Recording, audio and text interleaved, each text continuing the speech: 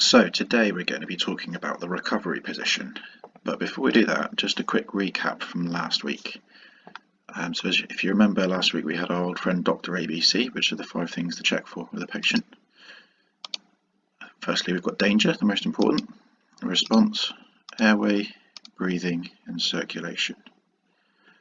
So first things first, we need to check if there's any danger. We'll just go through them quickly because we did it last week. So remember, if you get hurt, firstly the casualty still needs help because you can't help them, but you've also made a further casualty for other people to help. So if in doubt, stay away, call 999, that's the most important thing.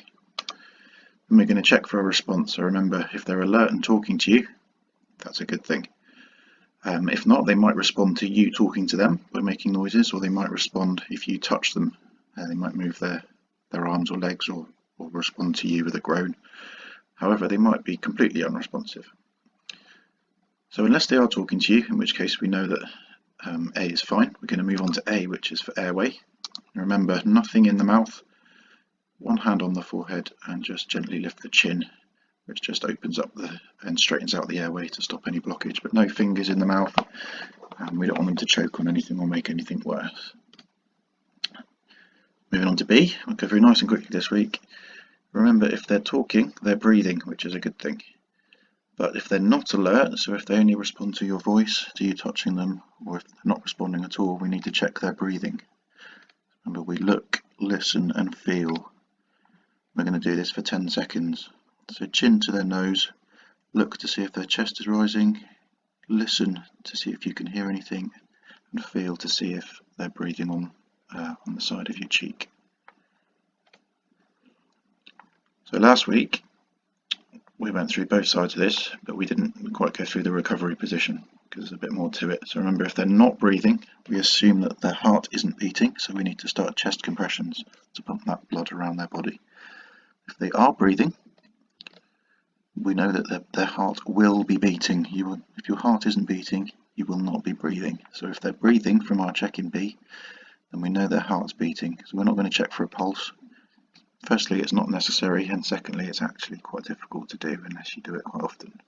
So we're going to check for any bleeding and control it if possible, because if we lose too much blood, there's nothing to pump around. And then this is where we got to last week. Put them in the recovery position.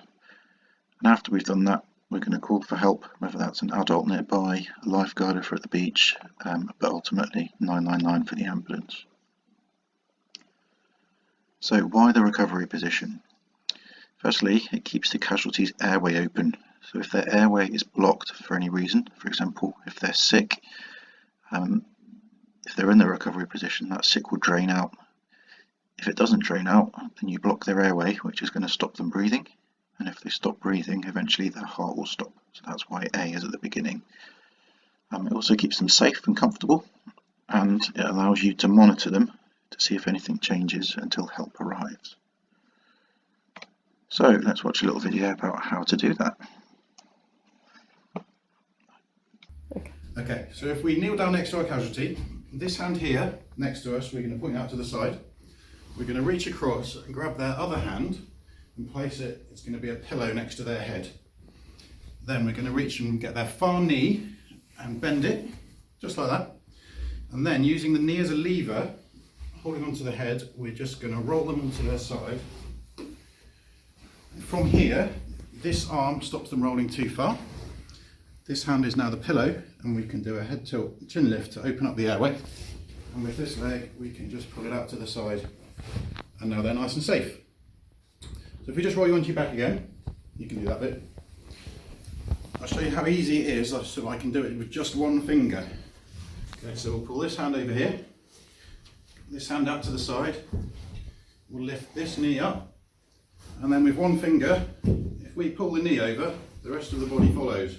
It's not quite as gentle, but it just shows that you can do that to someone that's 2 or 3 times bigger than you without any issues. Excellent. So now that our patient is in the recovery position, it means that they're nice and safe. So if they do vomit, their airway is still clear and they're not going to move anywhere or roll around.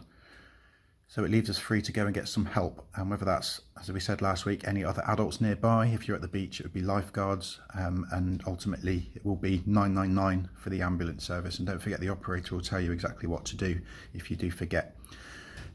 Now, when the patient's in the recovery position, it's important that we don't just leave them. We need to check them regularly, because we need to make sure if anything changes. So it might be, in fact, that they stop breathing, in which case we need to reassess and we need to go back and, like we learnt last week, start CPR or chest compressions. And you need to keep doing that until the ambulance arrives to help the patient.